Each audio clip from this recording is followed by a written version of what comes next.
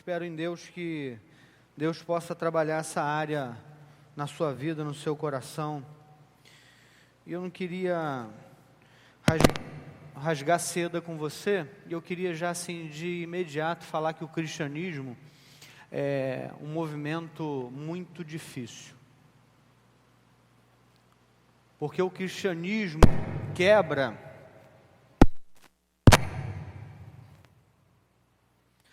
as minhas vontades. Estou fazendo nada, estou aqui quieto, só estou tentando falar. O cristianismo quebra as minhas vontades. O cristianismo coloca as minhas vontades abaixo das vontades de Deus. Então, humanamente falando, tem coisas que nós temos uma interpretação pessoal.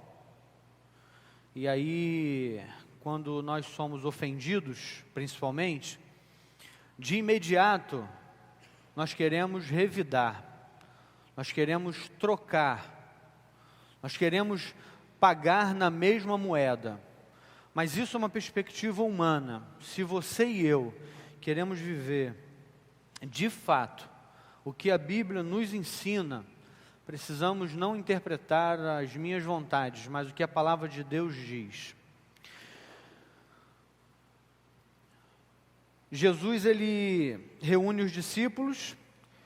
Em Mateus 16, ele pergunta quem eles estavam ouvindo dizer quem era Jesus. E aí houve aquela confusão, e os discípulos diziam, olha, uns falam que é João Batista, outros Elias, outros um dos profetas, outros Jeremias. E aí vem Pedro e dá aquela célebre declaração, tu és o Cristo, Filho do Deus vivo.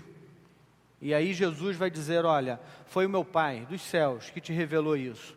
E aí foi um momento de ápice do cristianismo. Mas aí ao mesmo tempo que os discípulos estavam com aquele coração incendiados lá em cima, o mesmo Pedro, ao ouvir Jesus dizendo que iria para Jerusalém, iria ser torturado, morto, mas iria ressuscitar, esse mesmo Pedro chama Jesus num canto e fala, não, mestre, você não vai não, tentando impedi-lo de cumprir o que ele tinha para fazer. E aí a palavra de Jesus é, arreda de mim, Satanás. No mesmo momento que você está lá em cima espiritualmente, você pode estar lá embaixo espiritualmente. Mateus 16, Mateus 17 você vai ver o monte da transfiguração.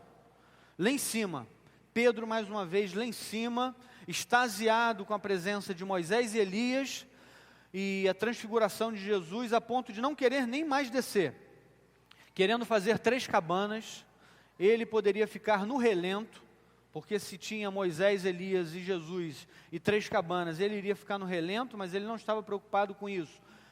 Um ápice, lá em cima novamente, Mateus 17. E aí com o coração cheio, eles chegam em Mateus 18, e aí eles iniciam uma conversa com Jesus. E aí, Mateus 18, logo no primeiro verso, eles fazem uma pergunta a Jesus. Eu queria que você abrisse a sua Bíblia. Queria que você, não tem multimídia hoje é leia e reflita, mas eu queria que você mantivesse a sua Bíblia aberta. Se o pastor Fabiano estivesse aqui, ele falaria para você assim, abre o seu iPod, abre o seu iPad, abre o seu tablet, abre o seu... Não é assim? Pois é, mas eu sou um jovem de 42 anos e uso a minha Bíblia aqui, que já está há 14 anos comigo, mas ela está toda marcadinha. Só de olhar eu sei onde estão as páginas, então não dá para mim olhar outra Bíblia não. Mateus 18, logo no primeiro verso, os discípulos perguntam a Jesus assim, naquele momento os discípulos chegaram a Jesus e perguntaram, quem é o maior no reino dos céus? Uma grandeza no coração, uma vaidade no coração de soberba, de grandeza. Eles queriam saber, eles queriam que Jesus olhasse assim para Pedro e falasse, Pedro, você é o maior, Pedro. João, você é o discípulo amado, você é o maior. E aí, tem essa pergunta para Jesus, quem é o maior? Está no meu coração e no seu coração, esse sentimento de grandeza.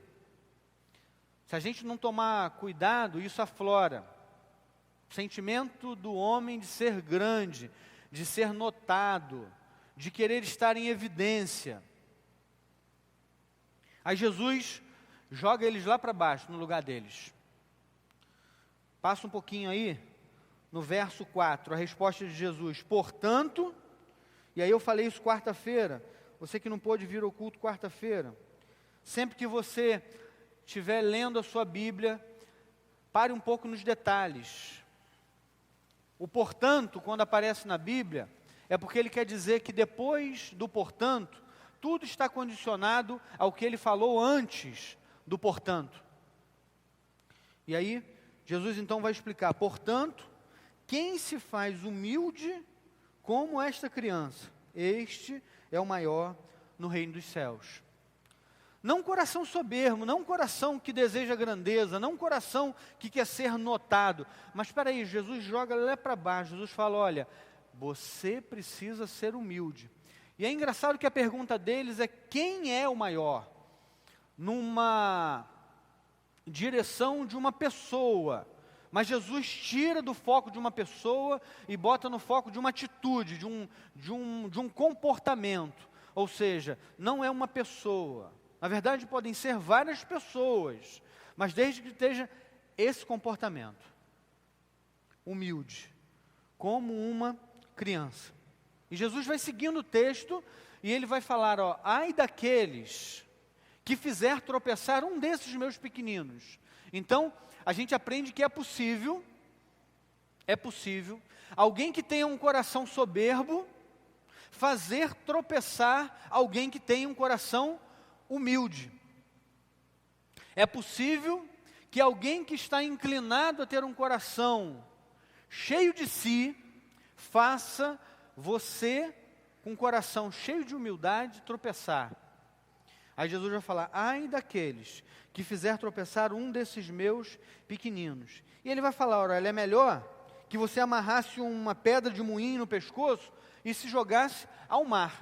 Ou seja, é melhor que você pereça sozinho, soberbo. É melhor que você, soberbo, não jogue um desses meus humildes para baixo. É melhor que você então amarre uma pedra de moinho e se jogue ao mar, se lance ao mar. Agora, se isso pode acontecer, o que eu preciso então fazer? O texto vai me ensinar. Um pouquinho à frente aí, Mateus 18 diz assim: se a tua mão ou o seu pé o fizerem tropeçar, corte-o e jogue-o fora. Antes que você pegue o facão aí, deixa eu te explicar. Se o teu pé ou a tua mão fizer tropeçar, significa o seguinte: se você vai cair, vai se afastar do plano de Deus por causa da sua mão, tenha atenção com ela. Se é a tua mão que te faz tropeçar, tenha atenção com ela, corte as chances para que você não erre nesse momento. Se é o teu olho, ele vai continuar. Se é o teu olho que te faz tropeçar, arranque o teu olho, ou seja, corte as chances de você errar. Corte essas chances. A gente vai caminhando no texto e existe agora um tratamento de Jesus sobre o errar. E aí no verso 15, você está com a sua Bíblia aberta, capítulo 18. Se o meu irmão pecar contra você, vá e a sós com ele, mostre-lhe o erro.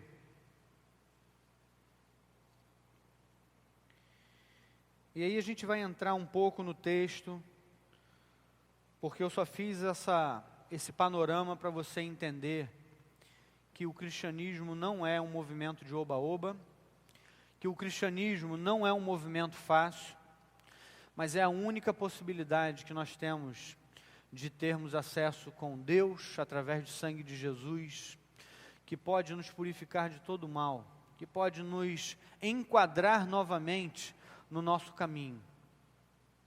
São os padrões de Jesus que precisam gerenciar a nossa vida. E aí, no texto que você está aberto aí com sua Bíblia, a partir do verso 15, diz assim: se o seu irmão pecar contra você, vá a sós com ele e mostre-lhe o erro. Se o ouvir, você ganhou o seu irmão. Mas se não ouvir, leve consigo mais um ou dois outros, de modo que qualquer acusação seja confirmada pelo depoimento de 2 ou 3 testemunhas. Se ele se recusar a ouvi-los, conte à igreja. E se ele se recusar a ouvir também a igreja, trate-o como pagão ou publicano. Digo-lhe a verdade, tudo que vocês ligarem na terra terá sido ligado no céu, e tudo que vocês desligarem na terra terá sido desligado no céu. Também lhes digo que se 2 de vocês concordarem na terra em qualquer assunto sobre o qual pedirem, isso lhes será feito por meu Pai que está no céu. Pois onde se reúnem 2 ou 3 em meu nome, ali eu estou no meio deles. Deixa eu dar uma paradinha aí, deixa eu te explicar uma coisa. Às vezes a gente fala desse texto para poder marcar a presença de Jesus na igreja. Aonde 2 ou 3 estiverem reunidos em meu nome, ali eu estou. Então podemos iniciar um culto porque Jesus está presente. Esse texto não está falando sobre isso. Esse texto está dizendo que na cultura judaica, onde 2 pessoas concordavam com uma mesma coisa, aquilo tinha validade jurídica. Se você chegasse sozinho e falasse alguma coisa, a sua fala não tinha validade jurídica. Por isso que num primeiro momento você precisa ir a sós com seu irmão. Se ele te ouvir, você resolveu o problema. Senão você vai levar 2 ou 3 testemunhas, para que isso tenha validade jurídica. Tudo que ligares no céu será ligado na terra. Porque onde 2 ou 3 pessoas estiverem reunidos em meu nome, lá eu estou no meio deles. Ou seja, esse texto é usado para dizer que Jesus está no meio da reconciliação, da conciliação, quando 2 ou 3 pessoas concordam com uma mesma coisa. E aí Jesus se faz presente para ajustar a vida relacional. E aí o texto continua. Então Pedro, sempre Pedro, aproximou-se deles e disse: Senhor, até quantas vezes pecará meu irmão contra mim e eu lhe perdoarei? Até 7? Jesus lhe disse: não te digo que até 7, mas até 70 vezes 7. Dá uma paradinha aí, aprenda outra coisa. 3 vezes era o limite para um judeu perdoar por dia. Quando ele perdoava 3 vezes por dia, era o suficiente. Pedro querendo se sobressair, coração cheio de vaidade, cheio de grandeza diante de Jesus. Ele queria dar uma de bom moço. E aí ele vai falar para Jesus: Jesus, até 7. Até 7 é o suficiente. Se a minha tradição diz que até 3, eu vou falar que até 7 é o suficiente. E aí segue no texto aí comigo. Por isso, o reino dos céus pode comparar-se a um certo rei que quis fazer contas com os seus servos. E começando a fazer contas, foi-lhe apresentado um que lhe devia 10.000 talentos. E não tendo ele com que pagar, o seu senhor mandou que ele, a sua mulher e seus filhos fossem vendidos, com tudo quanto tinha, para que a sua dívida, ou para que a dívida fosse-lhe paga. Então aquele servo, prostrando-se, o reverenciava, dizendo: Senhor, seja generoso para comigo, e tudo te pagarei. Então o senhor daquele servo, movido de íntima compaixão, soltou e perdoou-lhe a dívida. Saindo, porém, aquele servo, encontrou um dos seus conservos, que lhe devia 100 denários, e lançando mão dele, sufocando-o, dizendo: paga-me o que me deves. Então seu companheiro, prostrando-se a seus pés, rogava-lhe, dizendo: seja generoso comigo, e tudo te pagarei. Ele, porém, não quis, antes foi encerrá-lo na prisão, até que pagasse a dívida. Quando os outros servos, companheiros dele, viram o que havia acontecido, ficaram muito tristes, e foram contar ao seu senhor tudo o que lhe havia acontecido. Então o senhor chamou o servo e disse: servo mau, cancelei toda a sua dívida, porque você me implorou. Você não devia ter misericórdia do seu conservo, como eu tive de você? Irado, seu senhor entregou-os aos torturadores, até que pagasse tudo o que devia. Assim também lhes fará meu Pai Celestial, se cada um de vocês não perdoar de coração a seu irmão. Leia de novo comigo esse último versículo aí, repetindo. Assim também, todos juntos? Assim também lhes fará meu Pai Celestial, se cada um de vocês não perdoar de coração a seu irmão. Existe um peso sobre as minhas costas, dado por Deus, no que se refere a perdão. Porque Deus nos perdoou, mas Ele não nos perdoou para que a gente não fizesse a mesma coisa. Então existe uma responsabilidade sobre a minha vida, porque eu preciso então, servo do Senhor, cumprir as mesmas questões que Deus me fez. Esse favor que Deus me fez. Se o teu irmão pecar contra ti, vai a sós com ele, repreende. Se te ouvir, ganhaste teu irmão. Espera aí, pastor, tem alguma coisa errada aí. Se foi ele que errou contra a minha vida, se foi ele que me ofendeu, eu é que tenho que ir até ele? Sim, é isso que a Bíblia orienta. Querendo eu ou não, querendo você ou não. Porque a reconciliação para Deus é muito importante. Muito importante. Eu é que tenho que tomar as iniciativas. Quantas vezes? Até 7? Não. 70 vezes 7. De forma incontável, irmãos. De forma incontável. Eu e você somos tendenciosos ao erro. Às vezes nós gostamos de coisas grandiosas. Nós gostamos do cristianismo grandioso, milagroso. Nós gostamos de ver o mar se abrindo. Não é verdade? Nós gostamos de ver a sarça ardente. Nós gostamos de ver o bando de cordonisas vindo para alimentar o povo no deserto. Nós gostamos de ver coisas grandiosas.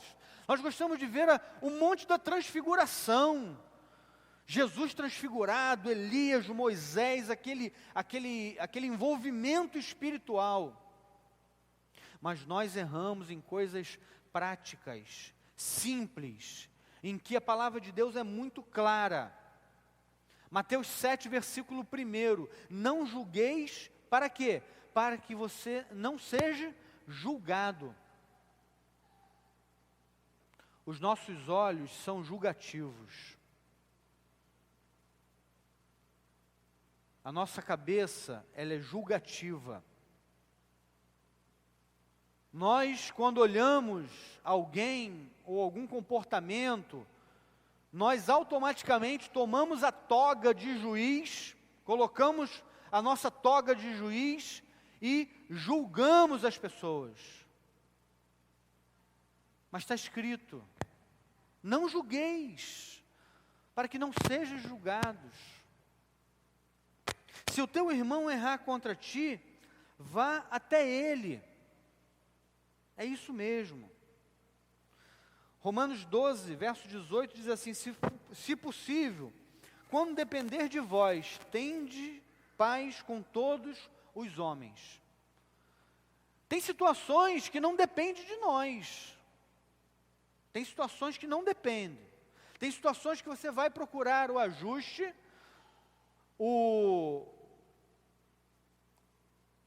tratar novamente essa relação e não há condições. A outra pessoa não quer. E aí você precisa entender que você vai até ela tentar ajuste. Mas em alguns casos não é possível, é o que a Bíblia fala. Se possível, quando depender de nós, tendes paz com todos os homens. Por que devo fazer isso? Porque no âmbito relacional é assim, porque no âmbito espiritual também foi assim. Quem foi o ofendido pelo meu pecado? Foi Deus. Deus é que é o ofendido pelo meu erro. Deus é que é aquele rei que foi ofendido pelos meus atos. Ele que é o ofendido. E o que aconteceu? Eu é que fui a Deus? Não. Deus é que veio até a minha vida. Deus é que veio até a sua vida. Deus é que veio até a vida da humanidade. Deus é que veio. Se fez carne. Foi crucificado numa cruz. Morreu, ressuscitou. Para que esse laço de discórdia pudesse ser quebrado. Deus é que fez a parte dele.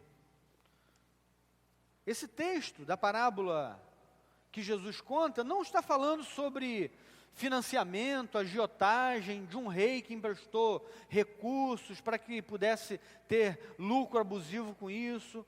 Não fala sobre isso, mas fala de um tema muito importante. Fala sobre perdão. Fala sobre perdão. Jesus, ele usa uma parábola para ensinar os seus discípulos como é, ou como são as coisas no reino de Deus. Como em muitas outras parábolas, tudo no relato está relacionado a Cristo e a sua igreja. Conta aí a parábola que o servo devia 10.000 talentos ao rei. Só para que a gente possa fazer aí uma conversão, um talento, ele é equivalente a 32 quilos de prata ou ouro. Depende da sua dívida. 32 quilos. 10.000 talentos daria 320 toneladas de prata ou ouro. Alguns milhões de dólares se fôssemos converter hoje. Uma dívida impagável. Uma dívida que aquele servo não tinha condições de pagar ao rei. Jesus então ele começa a descrever como foi isso. Verso 24 diz assim: o rei passando a fazê-lo, trouxeram-lhe um que lhe devia 10.000 talentos. O servo não era uma pessoa distante da figura daquele rei. O servo, ele conhecia o rei, e o rei conhecia bem aquele servo. Houve uma confiança para que esse servo pudesse adquirir todos esses recursos, para que ele pudesse administrar todos esses recursos. Então, havia um relacionamento de conhecimento entre o servo e o rei. O servo representa o crente, aquele que trabalha no reino de Deus. Assim, um servo endividado não era estranho ao trabalho do rei. Um outro ponto, em Mateus 25, um pouco mais à frente, você não precisa abrir sua Bíblia, fala de uma outra parábola de talentos, que o propósito de Deus, ao dar talentos a mim e a você, é que Ele produza frutos. Todos nós que recebemos talentos de Deus, temos a responsabilidade de investi-los no seu reino.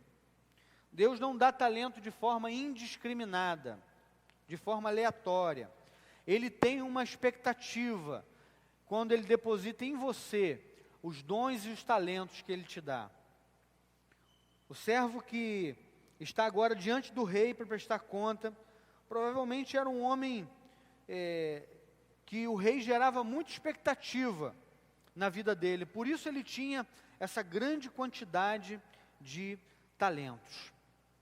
No verso 25, ele, quando questionado, ele vai dizer assim: então ordenou o Senhor que fosse vendido ele, a mulher, os filhos e tudo quanto possuía, para que a dívida fosse paga. Ele ia vender a esposa, não sei se ele ia ter muito lucro. Ele ia vender os filhos, né? Muito menos, não sei se ele ia ter muito lucro. Ele ia vender a sogra, não, a sogra não tinha valor algum, tá? Ele nem colocou aqui na conta, brincadeira. Ele ia vender todas as propriedades, tudo que ele tinha de mais valor, mesmo que fosse valor pessoal, valor sentimental, para poder tentar pagar essa dívida, e mesmo assim, ele não ia conseguir pagar. Esse homem não tinha nada de valor para que pudesse pagar essa dívida que ele tinha com o rei. Então o que ele faz? Ele se prostra diante do rei, e no verso 26, eu queria que você abrisse sua Bíblia, capítulo 18, verso 26. Olha a expressão dele para o rei. Ele, prostrando-se reverente, rogou: sê paciente comigo, e tudo te pagarei. Não houve no coração desse servo, por incrível que pareça, um coração quebrantado, um coração submisso. Não.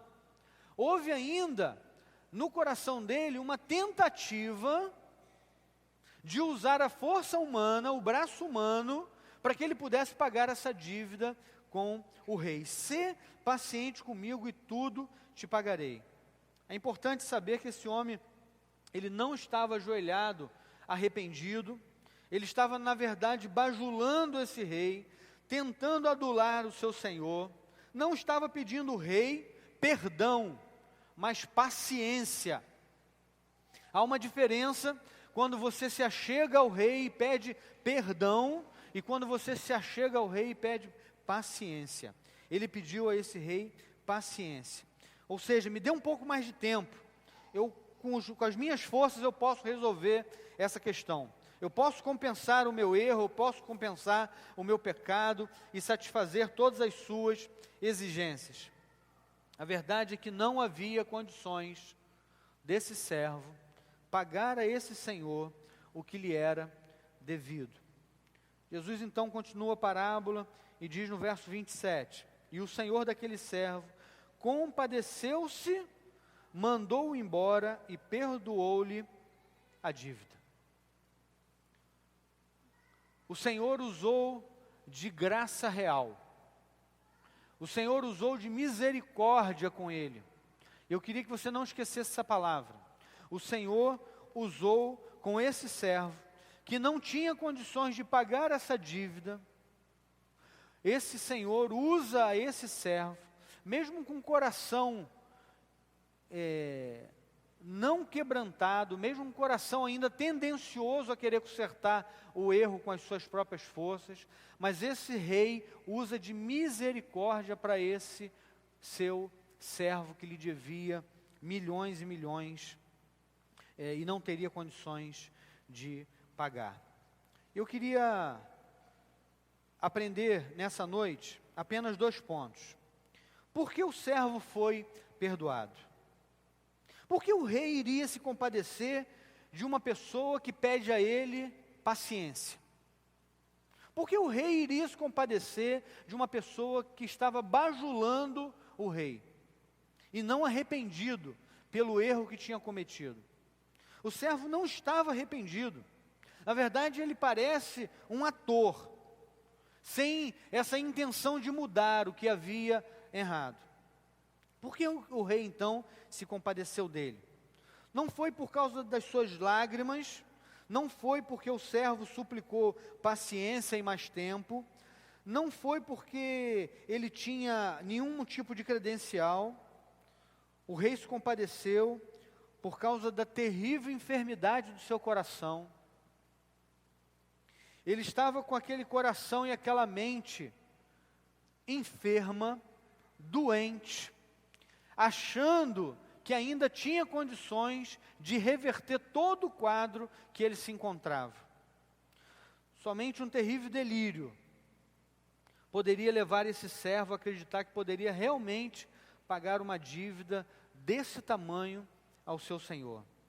Ele estava convencido de que se trabalhasse o suficiente, de que se poupasse o suficiente, de que se tivesse mais tempo, de que se esforçasse um pouco mais, de que se contasse com algumas ajudas, ele poderia usar também as suas habilidades para equilibrar esse ajuste ou ajustar esse desfalque financeiro. Mas o rei entendia de outra forma.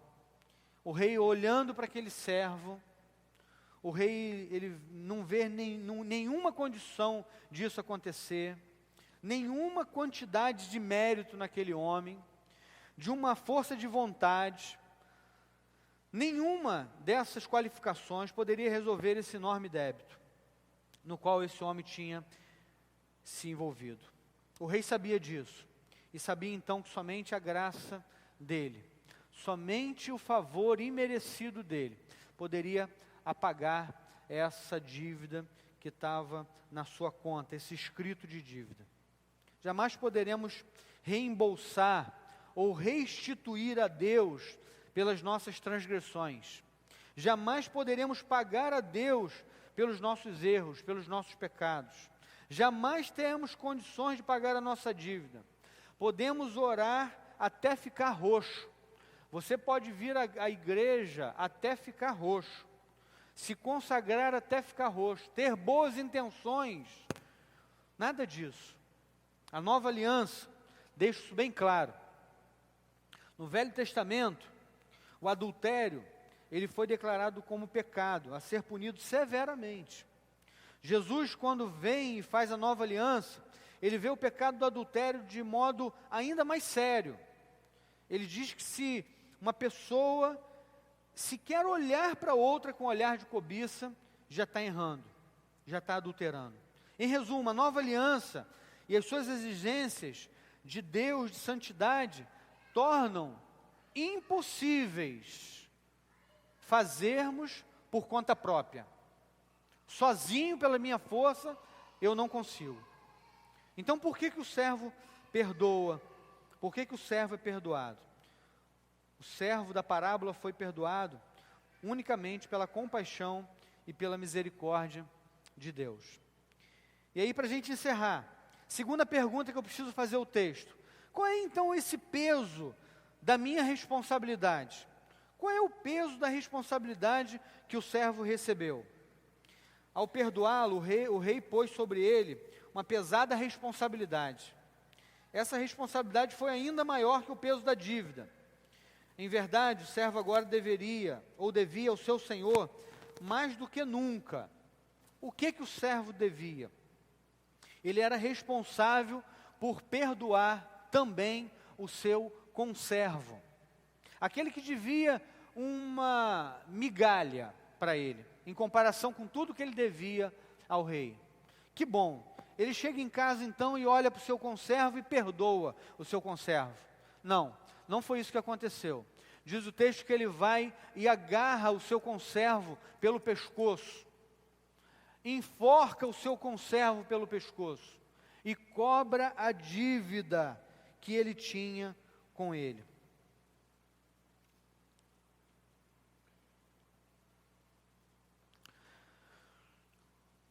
A única vez que Jesus ensinou uma oração foi na oração do Pai Nosso. E no verso 15 da oração do Pai Nosso, tem uma expressão que diz assim: se perdoares os homens, se não perdoares os homens, tampouco o vosso Pai vos perdoará as vossas ofensas. Existe um peso do perdão. Nós pedimos a Deus em oração, no Pai Nosso, que Deus nos perdoe na mesma proporção, assim como nós perdoamos aqueles que nos têm ofendido. É da mesma maneira, da mesma proporção. Se você não perdoa os outros, Deus não perdoa você. É simples desse jeito. Essa palavra, perdão, não é opcional. Você não pode abrir a Bíblia e falar assim: isso é uma opção minha. Não é, é uma ordem. Jesus está dizendo: fui paciente contigo, tratei-o com amor e misericórdia. Faça o mesmo, faça a mesma coisa. Paulo, se referindo a essa ordem de Jesus, ele diz em Colossenses 3,13: assim como o Senhor vos perdoou, assim também perdoai vós. Então ele expõe como prosseguir na obediência a essa ordem, porque parece ser difícil, mas Paulo vai nos orientar. Ele fala: portanto, como povo escolhido de Deus, santo e amado, revistam-se da profunda compaixão, bondade, humildade, mansidão, paciência. Suportem-se uns aos outros e perdoem as queixas que tiverem uns contra os outros. Perdoem como o Senhor lhes perdoou. Acima de tudo, porém, revistam-se do amor, que é o elo perfeito. Qual foi a diferença entre o primeiro servo, perdoado, com o seu rei, e a atitude dele com o seu conservo?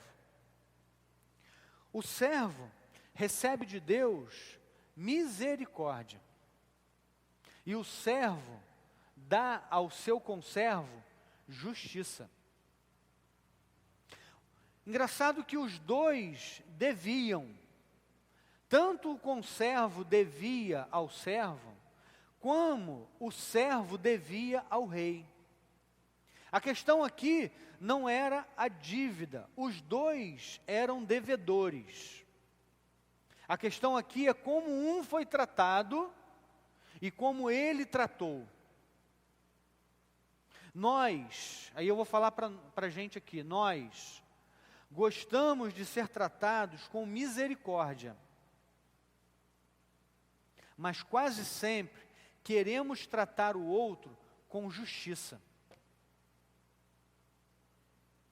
Nós recebemos e gostamos de receber misericórdia. É bom, é gostoso, é algo que traz alívio quando você erra e alguém releva, perdoa o seu erro.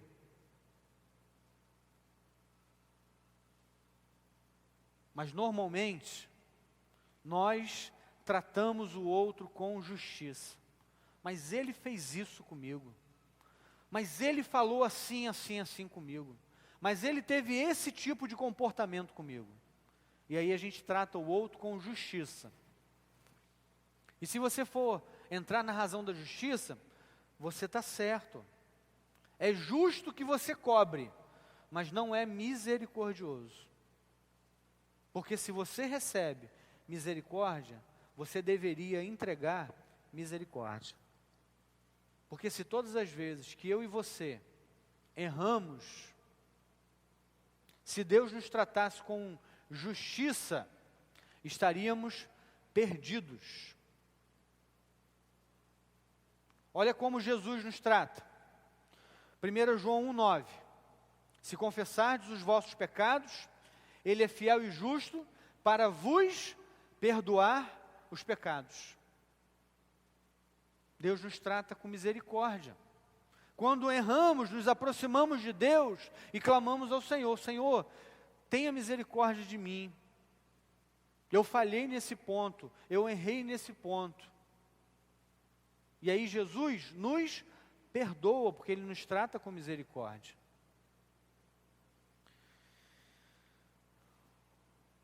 Porque o servo ingrato teve dificuldade de entender a graça e a misericórdia recebida do rei. Há uma razão, pelo menos. E eu queria que você não esquecesse. Ele não levou a sério a enorme dívida que foi cancelada da conta dele pelo rei. Ele não levou a sério. Ele não deu tanto valor assim. Se não tivermos uma compreensão clara da graça de Deus, que nos alcança todos os dias, temos quase sempre uma atitude intolerante, condenatória, investigativa diante do outro. A tolerância e o perdão imerecidos da parte de Deus têm um único objetivo: nos levar ao arrependimento. Paulo faz uma pergunta em Romanos 2,4, ele diz assim: que a benignidade de Deus te leva ao arrependimento? Qual é a bondade de Deus? Qual é a bondade longa de Deus que te leva ao arrependimento? O espírito de julgamento dentro da igreja é muito pior do que qualquer julgamento que ocorra no mundo. Jesus disse certa vez: nisso conhecerão todos que sois meus discípulos, se tiverdes amor uns aos outros. Eu queria encerrar a mensagem dessa noite fazendo uma pergunta que o rei fez ao seu servo.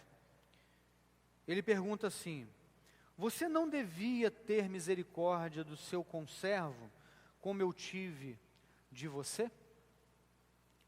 Você não deveria tratar ele com misericórdia também, assim como eu tratei você? O rei faz uma pergunta ao seu servo: você não deveria ter misericórdia do seu conservo, como eu tive de você? Eu queria que você baixasse sua cabeça e você pensasse um pouco nessa pergunta. E você pensasse como foi grande a sua dívida para com Deus. Deus sendo o ofendido, Deus olha para você. Eu acredito que muitos de nós tenhamos chegado na presença de Deus, na presença do Rei, não com esse coração quebrantado, humilde. Muito pelo contrário, talvez muitos de nós tenhamos chegado como esse servo.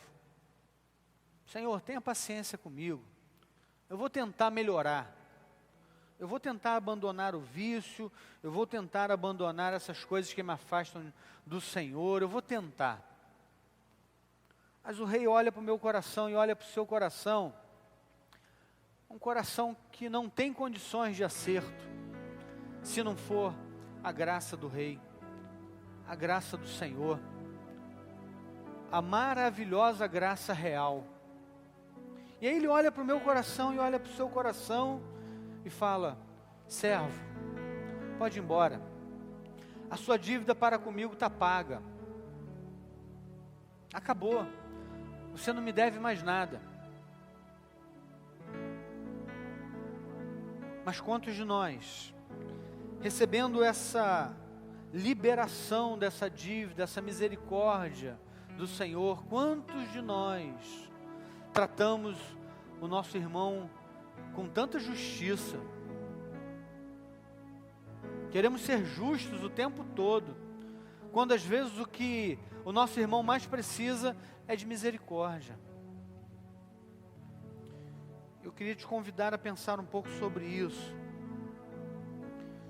Eu não sei se existe algum relacionamento seu que está quebrado, mas que você possa buscar o ajuste necessário. Que você não deixe passar um dia, 2 dias, uma semana. Você peça perdão ao Senhor, vá até essa pessoa e reorganize esse relacionamento. Porque Deus a todo tempo te cobre de misericórdia. Então dê misericórdia a essa pessoa também.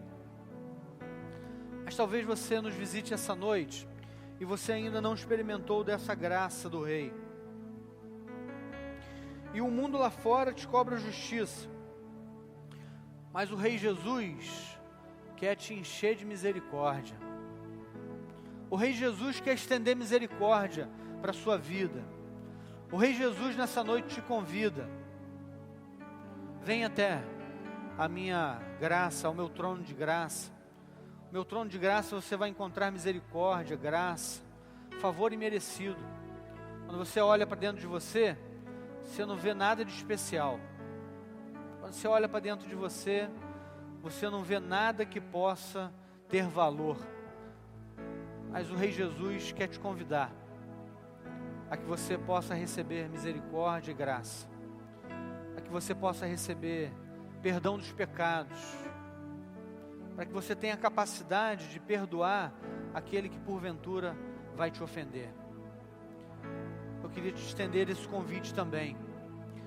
Enquanto a igreja ora, eu não sei se existe entre nós alguém que ainda não tomou uma decisão ao lado de Cristo e ainda não recebeu o perdão dos seus pecados, que só encontramos na pessoa de Jesus. Se confessar os vossos pecados, Ele é fiel e justo para vos perdoar os pecados e te purificar de toda injustiça. Jesus quer perdoar os seus pecados nessa noite. Eu queria te convidar a levantar uma de suas mãos, que eu quero orar a Deus pela sua vida. Alguém entre nós gostaria de se render aos pés do Senhor e de receber o perdão dos pecados e de tomar um novo rumo na sua vida? Talvez você tenha vindo aqui como visitante, sendo convidado por alguém, talvez você se programou para vir. Você recebe nessa noite uma oportunidade de receber o perdão dos seus pecados. Você também é muito parecido com aquele servo. Um dia eu e você vamos ser chamados na presença do Senhor. Todos nós vamos estar diante do Rei e vamos ser cobrados pelas nossas atitudes. E só existe uma atitude que vai pagar a nossa dívida. É uma pessoa, chama-se Jesus Cristo. Ele é o único que pode pagar as nossas dívidas diante do Rei. Quando chegarmos diante de Deus, temos que apresentar o sangue de Jesus na nossa mão, que é o único que vai pagar a nossa dívida. Não temos condições de chegar com argumentos. Senhor, seja paciente comigo. Eu vou tentar mais uma vez, eu vou me esforçar. Não teremos mais condições. Apenas com o sangue de Jesus podemos chegar diante do Rei e nos dobrarmos e olharmos para o Rei e apresentar o sangue de Jesus, e Ele vai olhar para nós e vai falar: a sua dívida foi paga. Meu filho, Jesus Cristo pagou a sua dívida. Mas para isso é preciso que você deposite a sua fé na pessoa de Jesus. Isso é tão importante que eu quero fazer apenas mais uma vez, mais um pedido.